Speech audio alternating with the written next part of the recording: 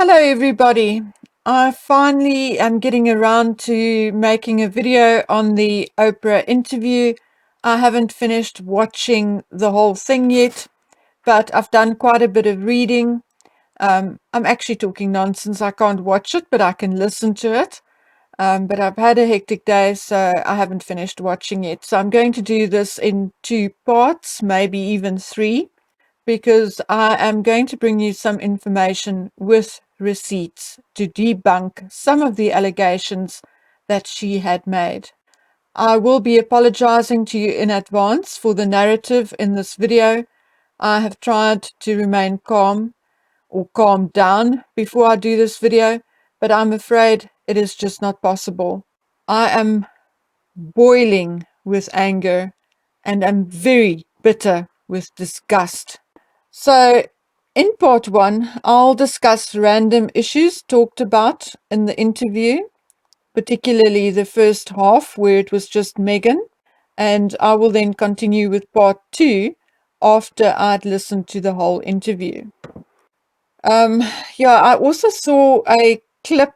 I'm not sure whether it was an insert or whether it came after the interview, but where they were in a chicken coop and Meghan reveals that they got married 3 days before the actual wedding. In Meghan's words, they got married privately, just the three of them. In other words, Harry, Meghan, and the Archbishop of Canterbury. Okay, so let's start with debunking this nonsense. So what about the required two witnesses? I absolutely applaud Reverend David Green, who is now calling for an explanation from the Archbishop of Canterbury. And from my side, while he's at it, can he please ask the Archbishop to explain Archie's christening and how it was possible for him to be in two places at the same time? I also agree with the author of the article I read and Reverend Green that this will be easily verified or debunked, and if this was another of Meghan's bold-faced lies, then it will be proof par excellence that most of the rest of the interview is BS too. Reverend Green also stated that a marriage has to be conducted in a church or a licensed premises.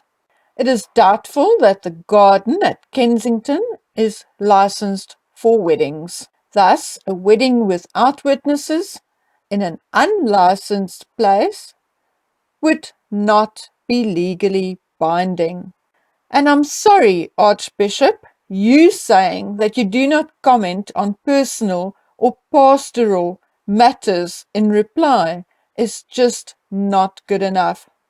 And you, sir, as a man of God, should not lie or cover up for someone else's lies. Tell the truth or leave your job. Retire and disappear. Her Majesty the Queen, as head of the Church of England, is herself responsible for and now insisting on making the truth known and public. Her subjects and taxpayers of the United Kingdom is owed the truth once and for all. Now, I personally expected Meghan to come with some major dramatic revelation similar to his story about her miscarriage. And once again, and I hate saying this, but once again, I was right. Because, of course, she came with a story that she was suicidal. She said that she went and told a senior member within the institution. Now, I don't know whether when she says a senior member within the institution, whether she means a senior member of the royal family or whether she means a senior aide or a senior member of staff. But never mind, She said the senior member said that they could not help her. She then went to HR, but they said as she was not a paid employee, they could not help either. She then said that she went to an old friend of Diana's. What she didn't say was what this old friend of Diana's actually said to her. She left that hanging. Apparently, something which still haunts her was a visit to the Royal Albert Hall. She was not feeling well and depressed, and Harry wanted her to stay home, but she was afraid of what she might do to herself if left alone. So she went and gripped his hand all night. Now, I'm putting up 2 photographs that was taken on that particular evening, and looking at that, I can say that Harry looks ill. Meghan has colour in her face, and she was smiling all night. So I find it very hard to believe. And if I'm wrong, I apologize, but I'm sorry, I do not believe Meghan on this score. What I do believe is that she played the dramatic role of someone who was considering suicide, as it was all part of her plan to get Harry to leave Britain and leave his family, but that she was not keen on seeing a professional, as she was afraid that the person would see right through her and recognize that it wasn't real. And why am I saying this? Because it's absolute rubbish that she could not get help. Harry himself said that he had a therapist, or that he had seen a therapist, and that he only improved his mental health once he went to see someone. So why didn't Harry take Meghan to his own therapist? Something else. I was under the impression that Meghan's mother was not only a registered welfare officer, but that she was also a registered counsellor. So why didn't Meghan speak to her mother? And for those 2 reasons, I call BS on this whole dramatic story of hers as well. So let's talk about Archie for a while and what Meghan had to say about Archie. She said his security was taken away before he was even born, and that there were conversations about his skin color. She said that the firm did not want Archie to be a prince at all. And yes, she actually said so in so many words, that it was the royal family who stopped Archie having a title. She said that she fought with them to give him a title, because if he had a title, he would get security, but that it was flatly refused. When Oprah asked her why, she said that there was no explanation given. So she basically implied that Archie was not given a title as he was the first person of colour in the royal family. And what I found strange was that Oprah didn't let the subject go. To me, it was quite obvious that she actually wanted Meghan to say so in that many words, because she kept questioning her on that, because she actually then said she thought that it was Harry and Meghan who did not want a title for Archie. And then Meghan basically responded by saying that she and Harry was not given a choice. But Oprah kept pushing the issue by asking why he was not made a prince. And Meghan straight out said that the royal family was concerned about how dark his skin would be when he was born. What made me smirk a little was that Meghan Markle's spiteful nature actually came out here clear as day when she, in effect, said that she did not allow a photo of Archie at first because he was not given a title. Now, how stupid is that? The photograph was not for the royal family, but for the public. those people waving flags in the street, and those taxpayers who ultimately paid for her wardrobe, the roof over her head, her luxurious trips. But Meghan is too stupid to realize that. Now, firstly, Meghan refused to say who the conversation about Archie's skin color was with, but stated that this family member spoke to Harry, and Harry then spoke to her. I'm sorry, my darling Meghan, but if you accuse someone of racism, then you name names. And if you can't, then I assume that you are lying. And now, secondly, Princess Anne's children, Princess Anne being the daughter of the Queen, her children do not have titles, even though Zara and Peter are the grandchildren of the Queen, just like Harry. Zara's children, who are the great-grandchildren of the Queen, just like Archie, do not have titles. Prince Edward, who is the Queen's son, and whose children are the Queen's grandchildren, just like Harry, are only titled Lady Louise and Viscount, and are not titled Prince and Princess. So I have an issue here, and I don't know whether Meghan Markle actually noticed or not, but all of these that I've just named are lily white. So what shall we call this? Does the Queen have a unconscious bias against white people? At this point, let's mention something.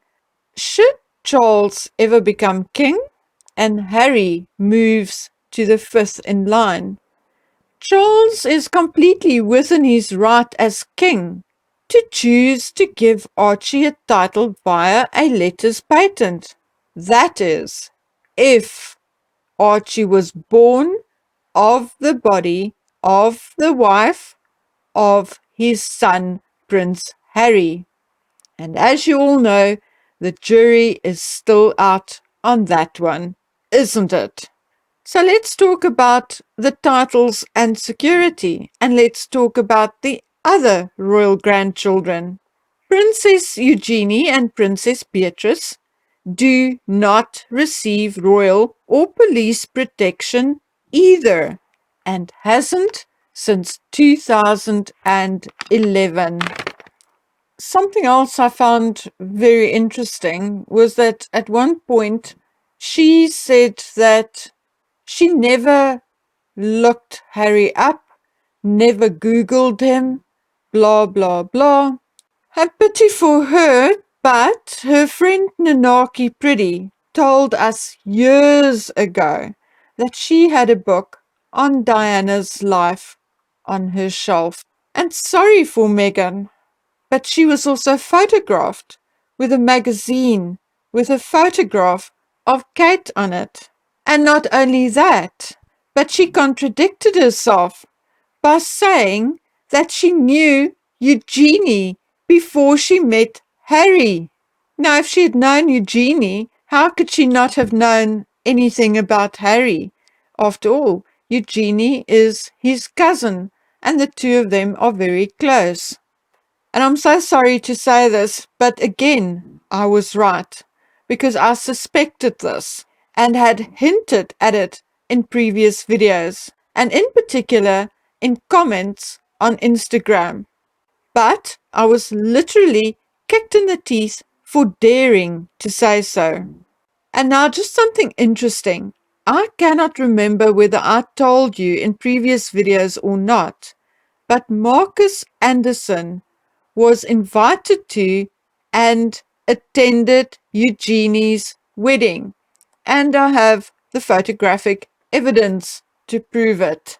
When Meghan spoke about her depression, for some unknown reason, she thought it was a good time to mention that her passport, driver's license, and all her IDs were physically taken away from her when she joined the royal family, and how trapped she felt. Now, let's stop here for a while once again. Only the Queen herself do not need or use a passport. All other members of the family do travel with passports.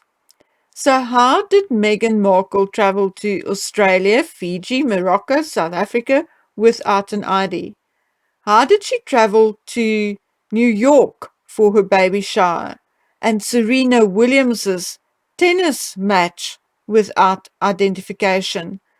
And how was she trapped if she was allowed to do that? And for those of you who may doubt what I'm telling you, I have on the screen and directly from the royal website proof that Meghan Markle is the worst kind of liar. Here, clear as day it states, as a British passport is issued in the name of Her Majesty, it is unnecessary for the Queen to possess one. All other members of the royal family, including the Duke of Edinburgh and the Prince of Wales, have passports. Meghan said that she was completely unsupported in the royal family. She was not trained. She received no training on how to sit, how to curtsy, how to eat, blah, blah, blah. Before I even talk about training, let's talk about basic manners. Meghan walked out in front of Her Majesty the Queen, got into a car before the Queen. Sorry, Meghan, I am not royalty, but I would never have dared do that to my grandmother or any other elderly person. Never. Okay, with that out of the way, let's talk about support and training. In various magazines and papers, it was reported that Meghan received assistance and advice and some training in the months between their engagement and the wedding, and that she had various staff members as well as members of the family supporting her, helping her, and encouraging her. Although we are talking about training, there is no strict protocol for royal training. And it's not like there are classes that one can attend, but instead it is a process that takes years with family members and staff weighing in on matters like etiquette, media training, etc., etc. As you approach a certain scenario or a certain event, either a certain member of the family or a certain member of the staff will advise you or show you exactly what will be expected from you. So, indeed, it is a process. Like Catherine and everybody else, Meghan also received kidnap and security training, and she did receive a little training and advice on etiquette. Once again, like I said, every event is different, every country they go to is different, and as these things come up, they will receive a little bit of training, a little bit of advice, and that is what this so-called royal training is consisting out of. But, compared to Catherine, who dated William for years before they got married, it is understandable that there was no way Meghan could have gained the experience that Kate did before she married William, as there is no such thing as a crash course in how to become royal. It does not exist. So for Meghan to say that she didn't receive training, what is she talking about? There are no classes, there's no college to go to become a duchess or a princess. It does not exist. She did And she even admitted to, in an interview, and I saw it, I just couldn't find it today, but I'm sure I will. She admitted that she attended certain etiquette classes. Where she did so, when exactly, I can't remember, but she actually spoke out about it. So Meghan was sitting here once again in front of Oprah, and she created a false narrative, which I believe was aimed at the American public who do not know how the royals operate. So she created this idea with the public, particularly the Americans and people outside of Britain, that she wasn't given training and that there was like a specific training that you could attend, which is not true. The training consists, and I'm saying it again, of pieces of advice, little bit of training by staff or family members or someone picked out specifically, maybe a family friend or somebody they know very well, to actually show certain things. And eventually, the so-called training consists out of years and years of experience. Meghan obviously only she was only engaged to Harry for what? They were only engaged for like 8 months, and then they only stuck around for just under 2 years. There was no way Meghan could have gained the kind of experience that Catherine already had. And I am utterly sick by all these allegations and all these mudslinging that she's doing and the false narrative that she is creating. Okay, my friends, I need to stop it here. I have a bit of an issue at the moment with my technology, but I'll get there. I'll be back with you on Tuesday night or Wednesday morning with part 2. And in part 2, I'm going to just quickly mention a couple of things I may have left out in this video. I'm quickly going to talk about things that Harry said, and then I'm going to bring you some legal bombshells and some opinions from others. I've also seen quite a few opinion pieces here in my own country, in South Africa, and quite a few posts. And I'm also going to take the time to download some of those for you, as it will give you an idea how people are feeling about Meghan Markle and all her allegations on the Oprah Winfrey interview. And then you guys can see it for yourselves. Then later in the week, I would like to discuss with you a strategy as to how we could possibly go about expressing our opinions to the royal family and the British government, and how we can also perhaps provide support for the rest of the royal family. Okay, my friends, I really have to go. So until then, please take care of yourselves, and I'll see you back on the next one. Bye.